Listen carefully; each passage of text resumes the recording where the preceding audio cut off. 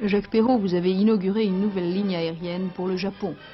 Exactement, oui, la ligne transpolaire d'Air France qui, en moins de 30 heures, nous conduit de Paris à Tokyo via Anchorage. Et le premier contact avec le Japon est évidemment l'aérodrome de Tokyo-Haneda, où nous sommes actuellement. Moins de 30 heures de vol, ça représente, par rapport à la route du Sud, par Karachi, Bangkok, Saigon et Manille, ça représente un gain de 15 heures par rapport à cette route classique.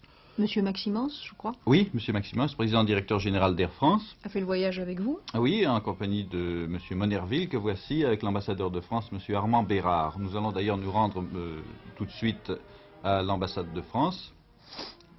L'aérodrome est très moderne. Oui, l'aérodrome est très moderne. Il est situé à la périphérie de Tokyo, mais pratiquement il n'y a pas de solution de continuité entre l'aérodrome et la ville, puisque la ville est très étendue. Et nous voici à l'ambassade de France, qui est située sur une colline dans la périphérie de Tokyo. Ici, c'est la résidence de l'ambassadeur qui est située au sommet de cette colline, les bureaux étant au pied, si vous voulez. Résidence qui est entourée d'un parc. C'était la saison des cerisiers, c'était même déjà un petit peu avancé. La bonne saison pour les cerisiers, c'est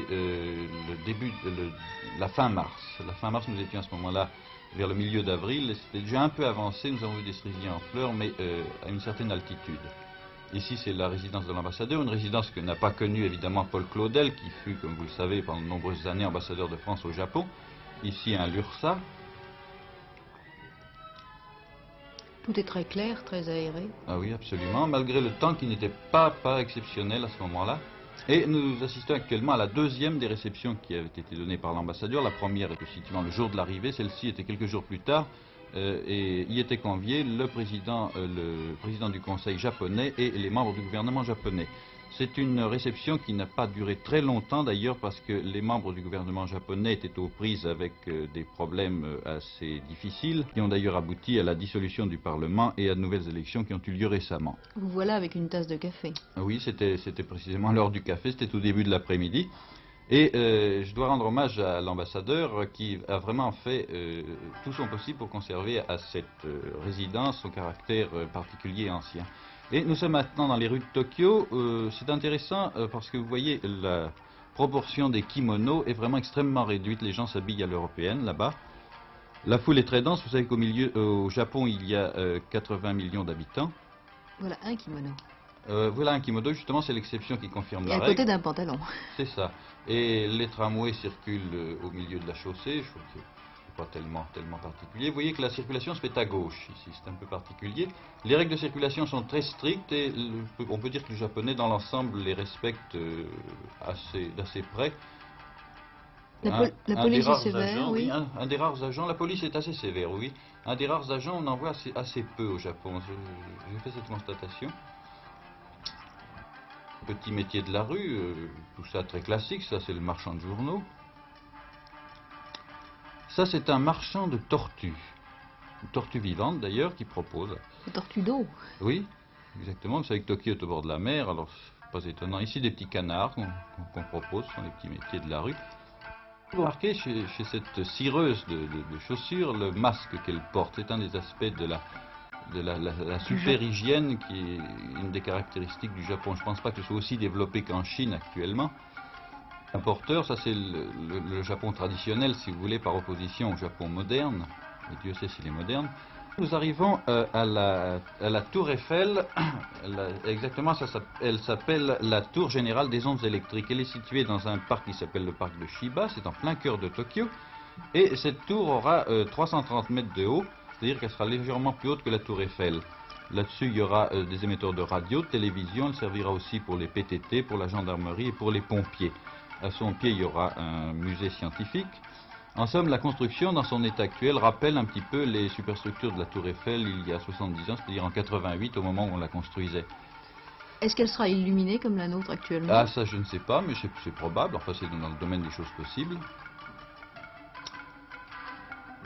Elle sera identique absolument à la nôtre. Oui, en plus léger toutefois. Je ne pense pas qu'on puisse y mettre à son premier étage un restaurant et qu'on puisse faire accéder au dernier étage un ascenseur aussi puissant que ceux qui existent actuellement dans la tour Eiffel de Paris.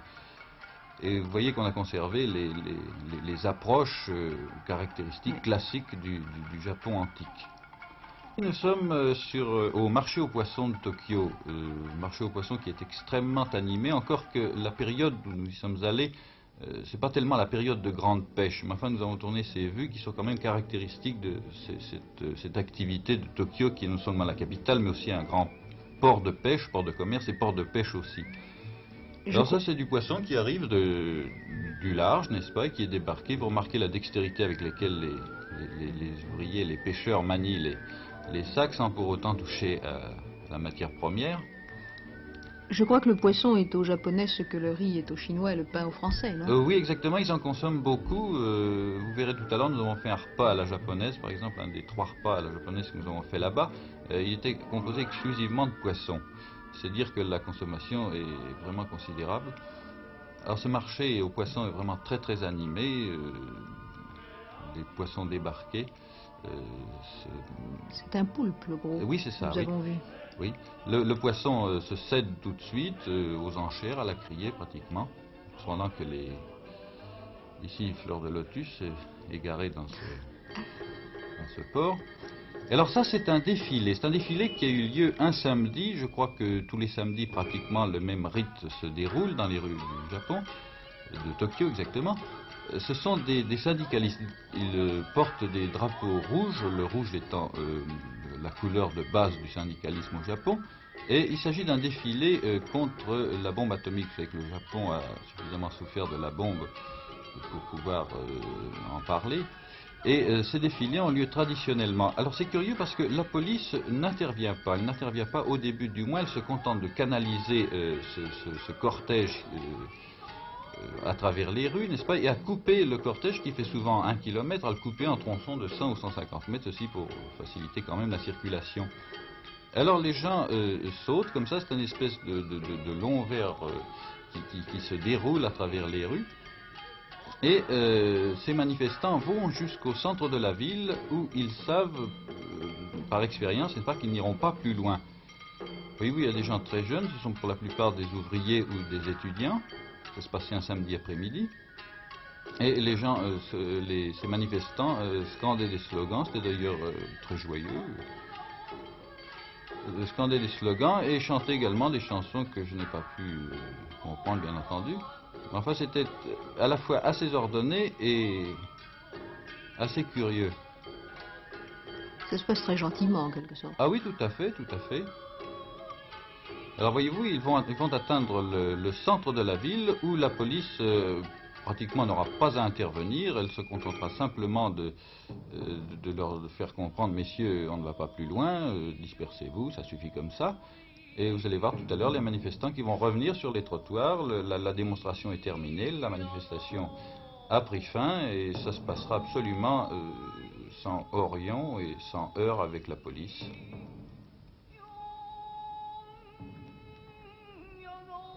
C'est un auditorium en plein air où tous les après-midi des chanteurs et des orchestres viennent passer sur les planches, n'est-ce pas, devant le public qui entre d'ailleurs gratuitement et qui donne son avis sur ces chanteurs. Vous allez voir tout à l'heure un André Claveau japonais qui susurre une chanson qui vient de chez eux, sinon vient de chez nous. Vous savez qu'un des airs les plus populaires au Japon, c'est La vie en rose, par exemple. Je suis persuadé que les 3/4 des Japonais sont persuadés que c'est une chanson japonaise, oui.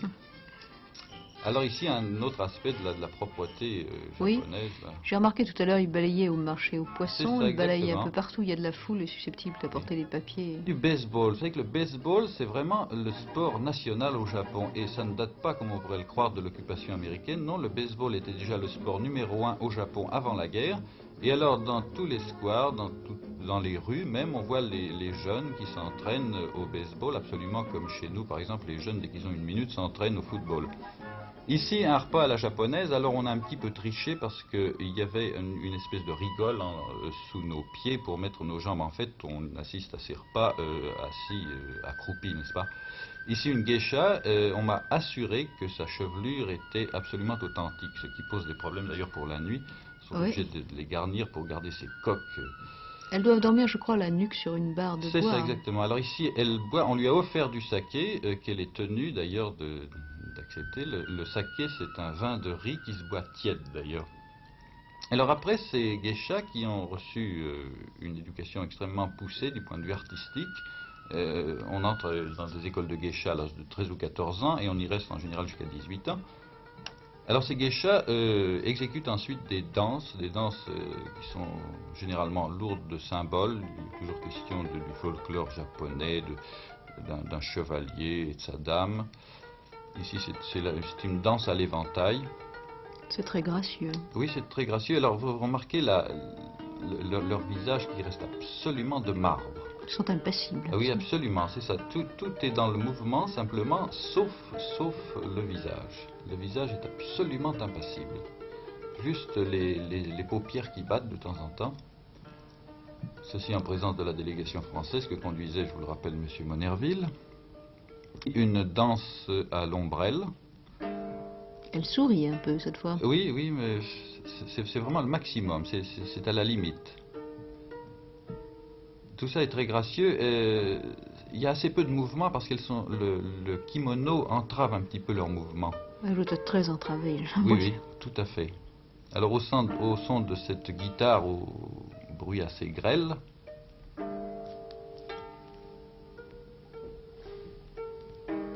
ici une autre danse, alors une danse assez curieuse parce qu'elle est exécutée avec des masques qui sont vraiment curieux et qui contrastent avec le visage impassible. Presque grimaçant, je C'est dirais. ça exactement. Vous avez remarqué les chaussettes avec un doigt, ce qui leur permet de chausser leur babouche. Alors ça c'est le Japon moderne, ça c'est le musical classique, ça c'est d'importation américaine, parce que je peux vous dire qu'avant la guerre, pratiquement Tokyo ne connaissait pas ce spectacle. Et les Japonais s'y sont mis très bien, on voit des spectacles absolument comme dans toutes les grandes capitales, spectacles de musical qui sont d'ailleurs assez suivis, les Japonais ont suivi le mouvement.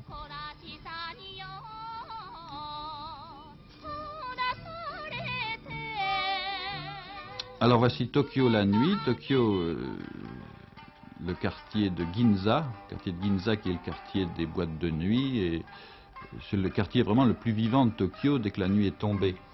Alors il y a des illuminations vraiment extraordinaires qui rappellent tout à fait Times Square par exemple, notamment celle que vous allez voir tout à l'heure qui représente ce qu'on pourrait penser être une corde et qui en fait est une réclame pour un laxatif.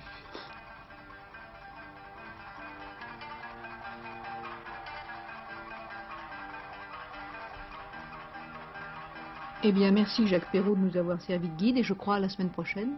D'accord.